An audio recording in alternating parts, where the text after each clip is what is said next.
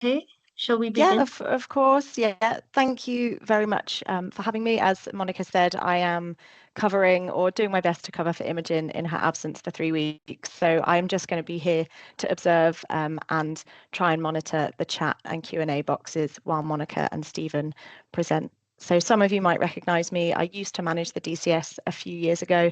I'm not back. It's still safely with Imogen. I'm just covering for the next couple of weeks. So let's crack on. Could you go to the next slide, please? Thank you so much, Monica. So just some housekeeping. As always, this session is being recorded, and you can also use the audio from your computer speakers or telephone. As always, as we go, please feel free to leave comments, questions in the chat or Q&A box.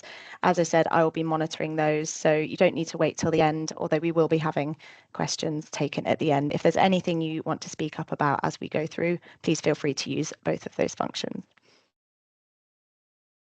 Next slide, please, Monica.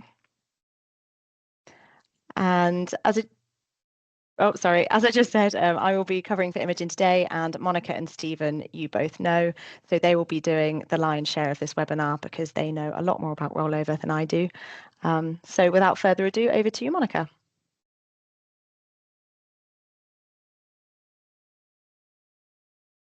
Yes, hi again, everyone. So first of all, our agenda is as follows. We will go through the rollover communication schedule, which we went through last webinar, but just as a recap for everyone. And then we will be recapping what to do before June. And then we will have a VLookup demo by Stephen, where he'll be showing us how to update student numbers through VLookup on Microsoft Excel. And then we'll have our usual Q&A at the end. Before we begin, we wanted to check who has completed the rollover process before. So we'll give you a minute or so to answer the poll, which you should see on your chat function just now. Can you let me know if you can see it? It should be right at the top of the chat function. And if you can answer yes or no and then click submit vote, and we'll give you a couple of minutes to do that.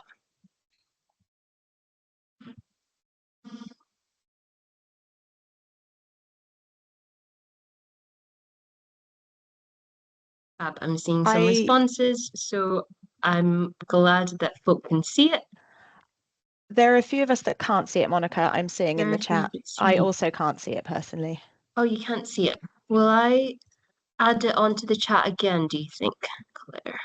Probably a good idea. Or do you mean everybody needs to scroll right up to the top? I think you need to scroll right to the top. So it should be attached to my reply to it. Yeah, so everybody, if you scroll right to the top of this chat box, you should be able to see it right at the top.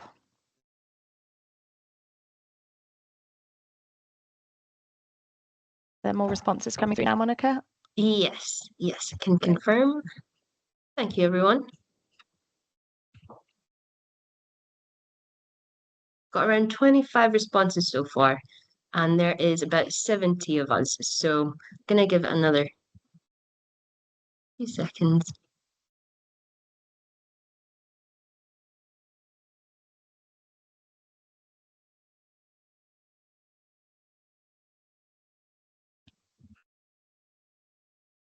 Still can't see it. Oh, you can see it in the poll section, apparently, if you can't see it on the chat function. So if you go to the three dots that say more in the top tab of your Teams application, click that, and there should be an option for polls. If you click on that, it should appear. Okay. Great. A few people saying they've got it now. Lovely. They've got it. Great.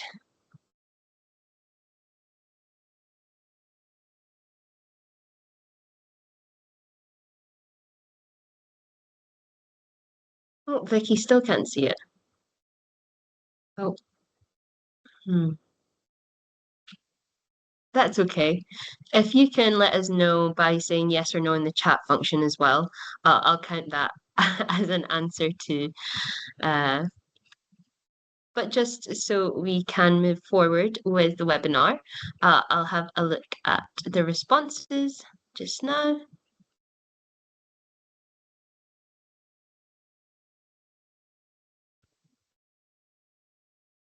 Okay, so the results are in, and it would seem as 76% of us have said yes, that you have completed the rollover process before, and 23% of us have said no. So that is the majority. So that's great. So this will be a good revision for what you've already done in the past. And for those who haven't, we hope that it'll be informative and helpful. And if you have any extra questions, please feel free to ask them at the end or email us after the webinar has finished if it's more of a complex query. But thank you for taking time to do that.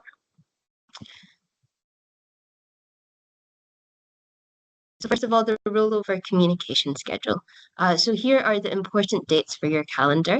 If you previously sent a manual form, we will ask you to confirm that you will be reporting via the DCS this year. And if you previously reported via the DCS, we will assume this is still the case, unless you inform us otherwise. You should have done this as of yesterday, so thank you for doing so. You'll then have time to prepare your data, and we can support you if you need help before the actual rollover period in the first 2 weeks of June. We will be sending reminders to rollover if you haven't already done so. Everyone needs to have rolled over by the 15th of June. We ask that you contact us if there's any reason you want to roll over earlier than that. This is because rollover involves a lot of data processing, and we do extensive testing ahead of time to make sure things work smoothly. We also make sure that there's no development taking place during this window. So if you need to discuss any special circumstances, please do get in touch via the help desk. So what to do before June?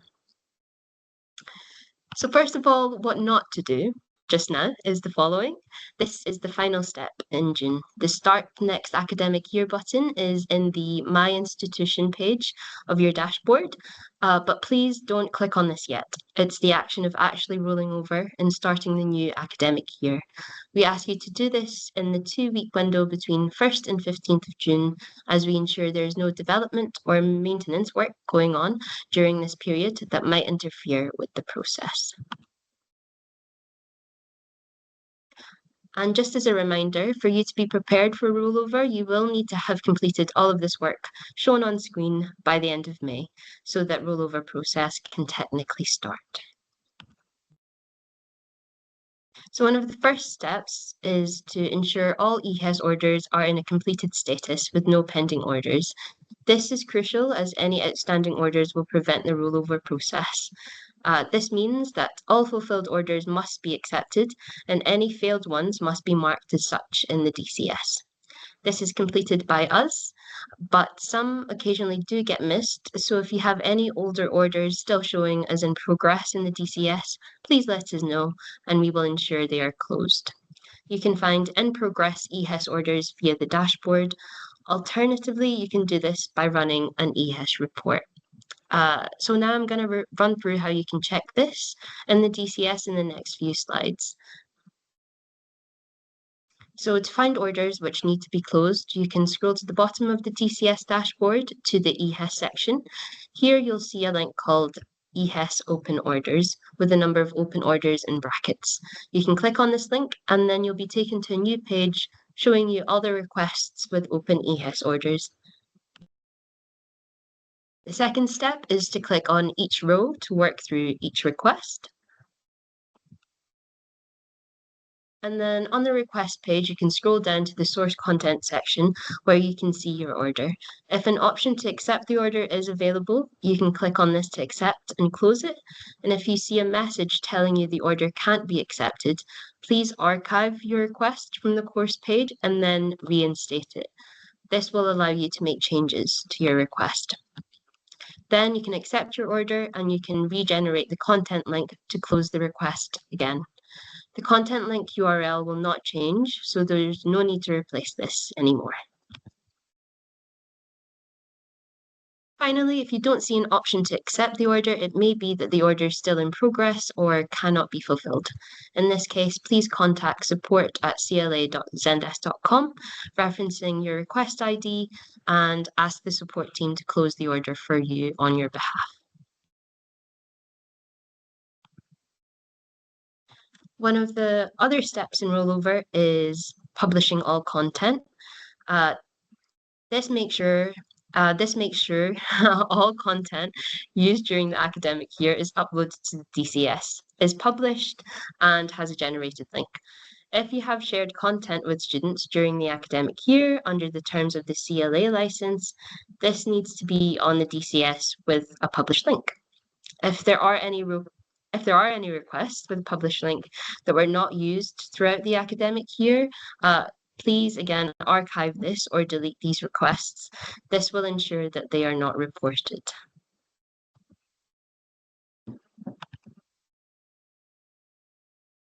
Another step is archiving and deleting unused courses. Any courses that did not run during the academic year should be archived or deleted to ensure accurate reporting. There is a button on your HEI's dashboard which allows you to view the list of all courses with 0 students. It's from there that you can update student numbers. And as mentioned, one very important step is updating student numbers on the DCS. So over to Stephen, who will be giving us a demo of how to do this using the VLookup formula on EXA. Thank you, Monica. Okay. So what I'll do now is just take you to the process of using VLookup to update. So first step to this would be on the DCS, you want to just scroll down to this section here, the course upload section.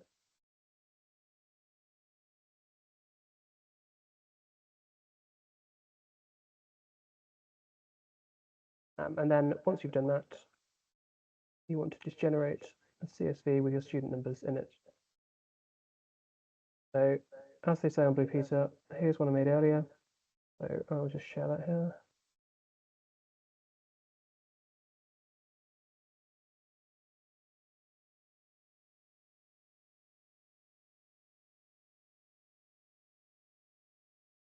So the way this works is if you have different student numbers from your student record system, you can update them in bulk using VLookup. So I have here our student numbers from the DCS. This is just the CLA profile's own numbers. So it's just a lot of junk courses here. But once you've got them, you want to format them as a table. Then you want to create a new tab and title that data from SRS, in which you'll have your numbers from the SRS system. So I've just changed all of the student numbers here to something that stands out. So they're all 4,999. Then to update the numbers in bulk, you want to go to cell B2. So that's the first student number cell, and to type in equals VLookup,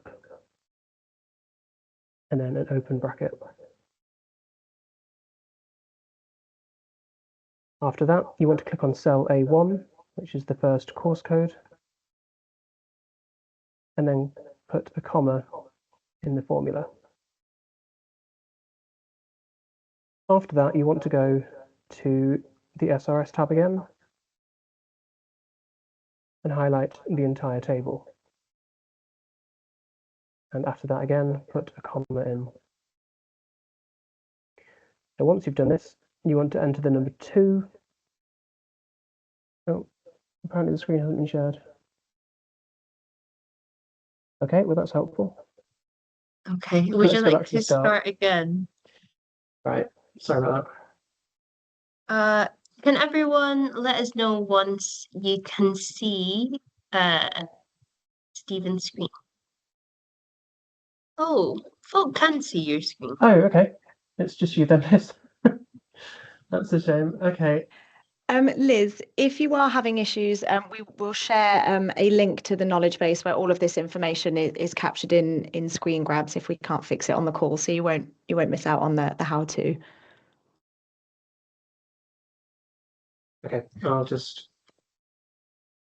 Sorry, Liz.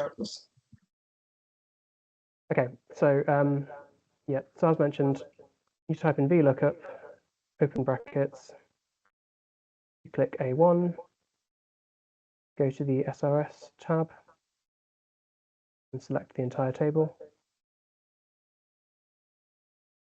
Oh, actually, no, I've skipped a step, sorry.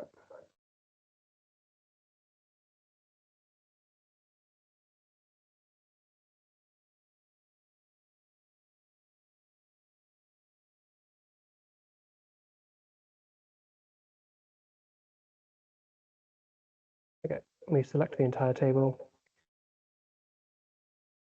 You add a comma, and then after selecting the entire table, you want to put the number 2 in, because that will tell the Excel that you want to take the numbers from the second column.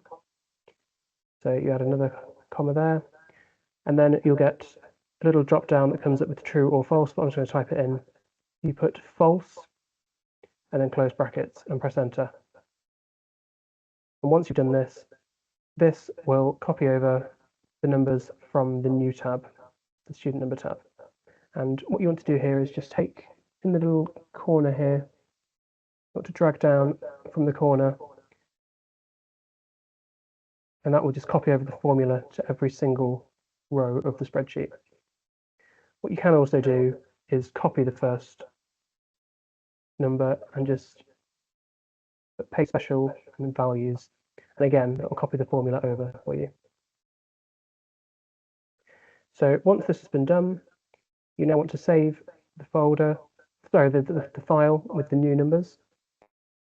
So I'm going to save it as something very obvious. I'll call it updated student numbers for rollover.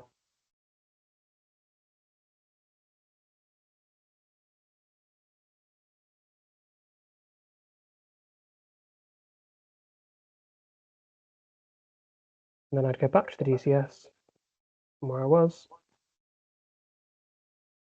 And I'd click bulk update, and I'd find the file that I've just saved.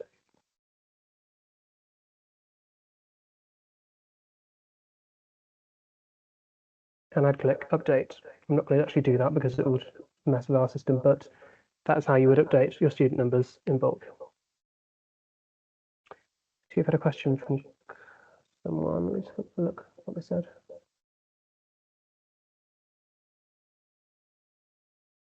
Is content attached to this test reading list? That's my response, Stephen, to a question that came into the comments box. And Beth then has very kindly shared the written documentation for the process Stephen has just gone through. So great, don't worry about remembering all that. You can have a look at that on the knowledge base. Okay, so over back to you, Monica.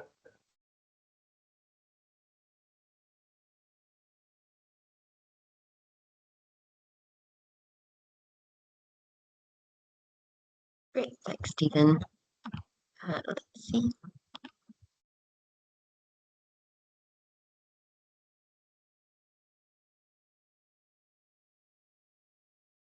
Thanks, Bethan, for linking that knowledge base article. A few details from the article are a little bit different from what Stephen has just mentioned, but it is the same process, and it is a good way to revise how to do the VLookup. But thank you, Stephen, for going through that with us just now.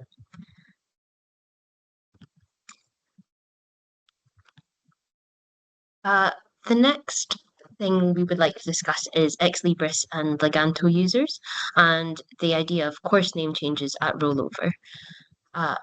So here is an overview of the main differences between DCS and Leganto.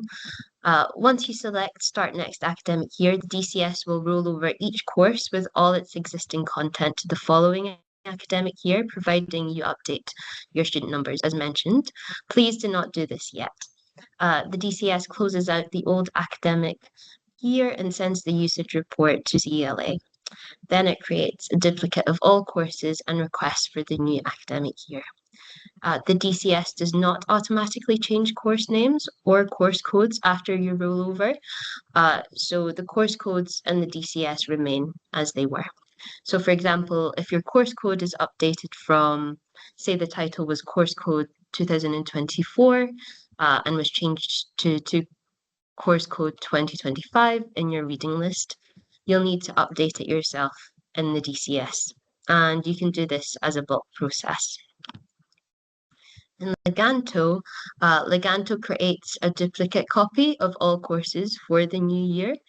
In many cases, they automatically update prefixes in course names and course codes. So to add new requests to these courses, HEIs have to update DCS course names to match. Technically, it doesn't matter whether DCS or Leganto rolls over first. The key point here is that the course codes must match, and most HEIs tend to end up rolling over in the DCS first in June, and then in Leganto later.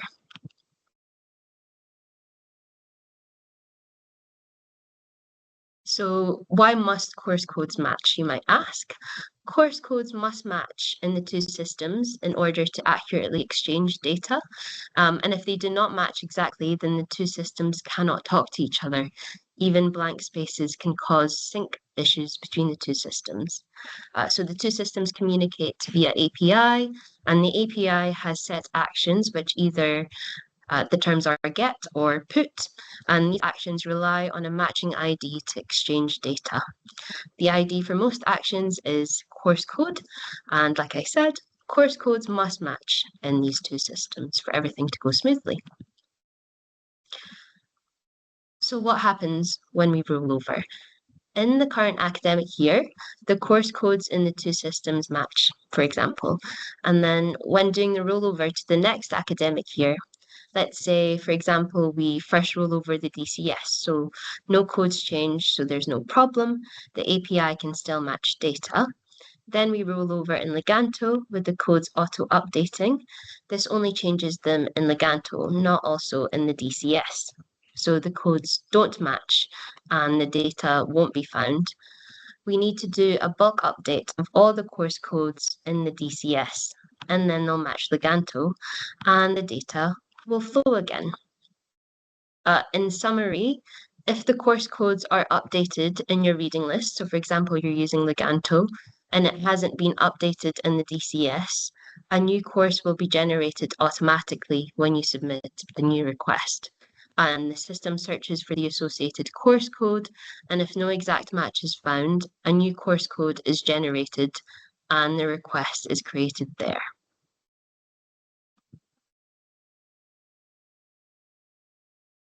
And when do we update course codes? We advise that you only update course codes in the DCS after completing the rollover process in Leganto. Some of you might use Talus, and Talus is a similar process, but the order of rollover is important. And if, for example, you rolled over on the DCS first, then Talus, when you first did rollover, then in the following years, you must roll over in the same order. So DCS, then Talus again. Now it's time for some frequently asked questions we've gathered from over the years, and I'll hand it back over to Stephen for that. Thanks, Stephen.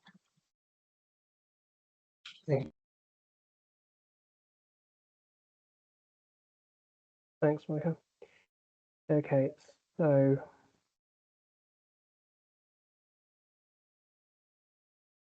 the first question we've had is, what happens if my institution is not rolling over in the RLMS? The answer to that would be, you will still need to roll over in the DCS. DCS and RLMS are completely separate systems and connected only by API. If you're not rolling over in your RLMS, there will be no change to course codes and course names, which means you won't need to bulk update the course codes in the DCS. However, you would need to make any necessary changes to the associated course codes and the course names manually in both systems. Go to the next tab. Now, the next question we've had is, will links stay the same after rollover? We get this one quite a lot. Yes, all your DCS links will stay the same for your content after the rollover, which means you won't need to update any reading lists or any VLEs with new links unless you delete content or upload new content for the new academic year.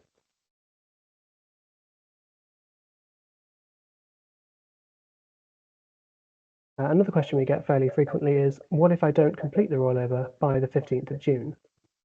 Well, from the 15th of June, CLA will start rolling over institutions who haven't done so themselves, because we require your report at that point. We'll be in touch with you about the process after this date to ensure that everything is completed successfully. But yeah, if it's not being completed by the 15th of June, we will just start it for you.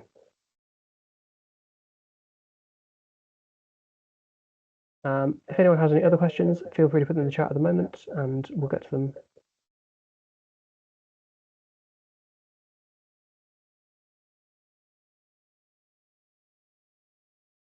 There is a question from Liz. It might take a second to read through. Liz.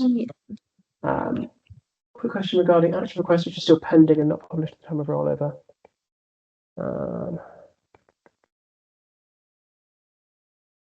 So the question is, can requests be left as active, or do they need to be published or deleted ahead of rollover? That's a very good question. So I think that anything, I would if I'm wrong, say but that I'm fairly sure that anything that's not been published will need to be archived or deleted. Am I correct on that, Claire? It's not something that I'm 100% sure on, so if we're not as a group, we'll leave that for Imogen and we can make a note of that. I'm fairly certain that's the case, that anything not published should be archived or deleted, but I will get in touch with when we publish the list of FAQs with answers, we'll have a fair match for that one.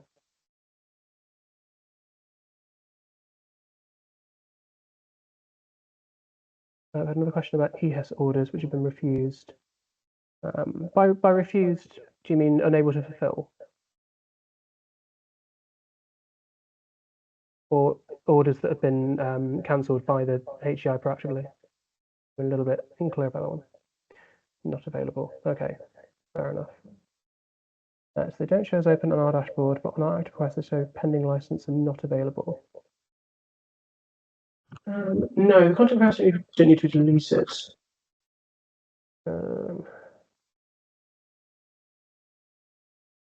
I think something that would be not available would be either one that couldn't be fulfilled by the British Library. So in that case, it would be a good idea to close that order. Or if you can't close it, we can close it on behalf of your HEI. Does that make sense, Catherine?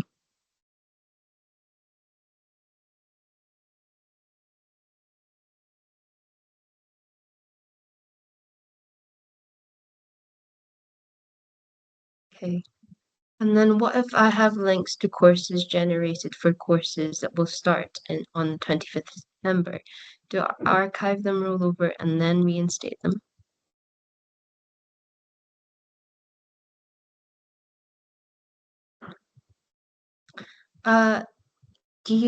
Claire or Stephen, do you know the answer to that one? Yeah, so the links that are generated so the links that are starting in the next academic year, yes, you would archive them, roll over, and then reinstate them.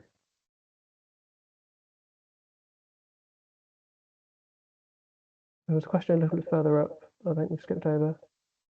Does the rollover order still matter in Talis? I thought that was no longer the case.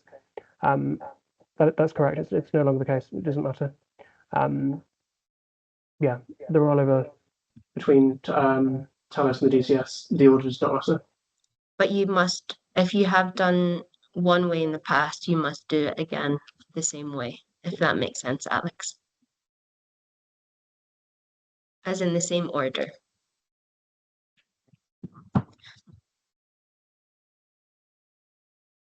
So Catherine says, yes, it makes sense. I think we can only delete content requests. The orders are closed, but they still show as active requests. Ah, interesting. Okay, I think I might have to have a further look into that, Catherine. Would you be able to send me a quick message through email so I can have a look at that for you?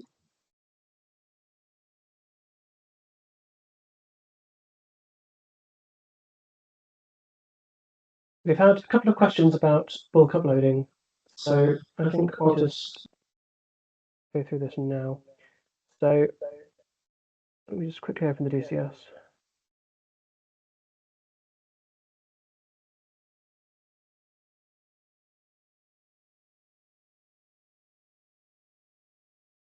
I think if any of these questions are about uploading your course codes for next year, Stephen and Monica, correct me if I'm wrong, that needs to be done after you've rolled over. So anything for 25, 26, that will be done after the period between 1st and 15th of June. Is that correct?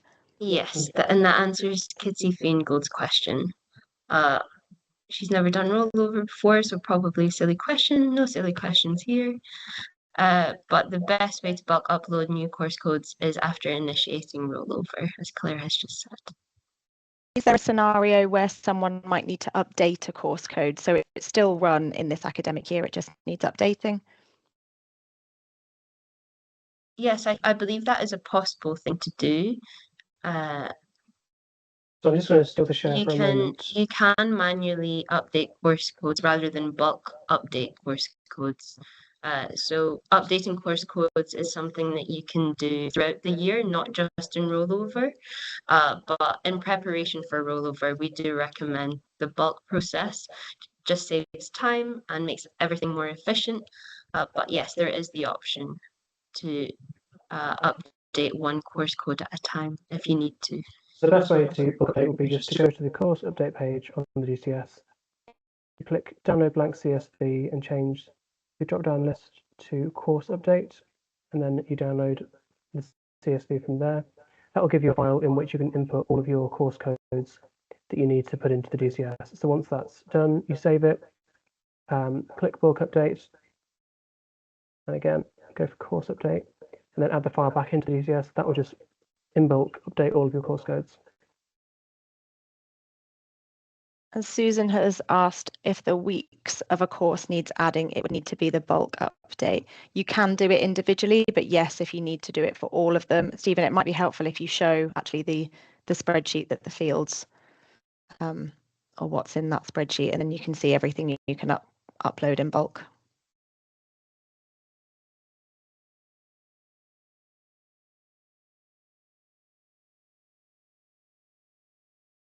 So this is how it will look. I'll just spread out the tabs here. So you have a list of course codes here, which is mandatory, and the course name, which is also mandatory, and the number of weeks, which is also mandatory, and the number of students, that's mandatory. Everything else is optional.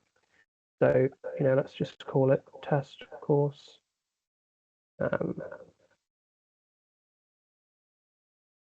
Actually, it should be in there. Course code, let's call it, I don't know, CLA 123. Got 2 weeks and say 1,000 students. That's all you need to have the course codes updated into the DCS. Once this is filled out, you just save this, go back to the DCS, and just input it here via bulk update. I think Zoe's answer has cleared up the confusion over Liz's question. We've always left items of the status assigned content or pending license as they are during rollover. So that's fine. So you are able just to leave those as they are. Thank you. I was not 100% sure. Turned out I was wrong. So thank you, Zoe. Yeah. And they roll over as they are in that status. And Susan, just to cover your question fully, for archiving, yes, you can also do that on the bulk sheet that Stephen just showed. The very last column will have information whether you can input archive or active or live. I can't remember what the right terminology is, but you can do it from that process. Any other questions?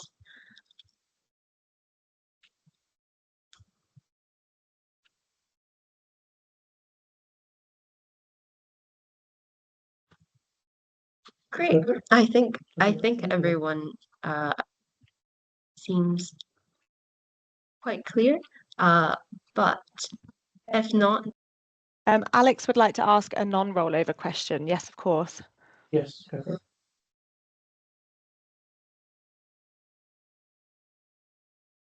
The anticipation is killing me. There we go. Any update on corporate payment system for DCS content? I think I can answer that. The simple answer is no. So Imogen is working on that. I'm sure you've all heard of.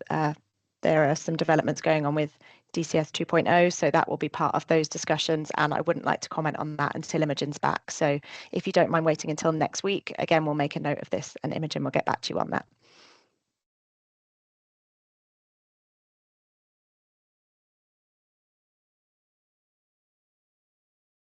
Great. Okay, well, thanks everyone. We will send out the recording of this as standard and write a list of those questions and send that out as well.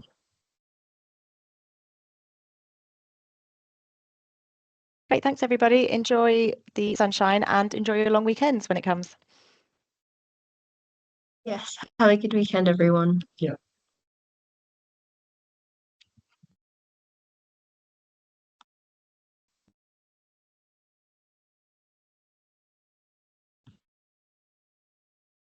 That was